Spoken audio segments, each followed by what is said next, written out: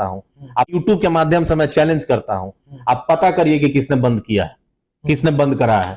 अगर साबित हो जाएगा कि पवन सिंह ने टीम ने किया है तो आप जो बोलेंगे मैं करने के लिए तैयार हूं। या इतना छोटा हरकत और इतना नीच हरकत पवन सिंह की टीम और पवन सिंह नहीं कर सकते हैं कि किसी गाना को स्ट्राइक मारे, गाना बंद कराए।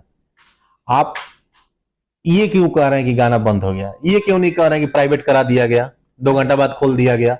आप इस चीज को क्यों नहीं बोल रहे हैं? अगर अब हम ही गाना पवन जी का प्राइवेट कर दे 2 घंटा के लिए, 2 घंटा बाद कहें कि जय जय जय जय हो गया, ये कोई तरीका है? कोई जवाब ही देना होगा। तो मुझे नहीं लगता है कि भोजपुरी इंडस्ट्री में पवन सिंह को जवाब देने की जरूरत है किसी।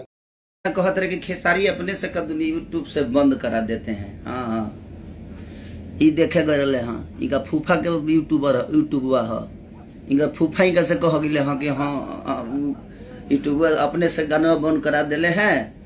आ गाना कदू टेक डाउन होलो। भाई बड़ा इंजीनियर हुआ तू, पढ़ लिख के दुनिया के गरियावत फिरत रहो, इंजीनियर भइल बड़ा लो, बहुत यूट्यूब के बारे में पता बता रहा।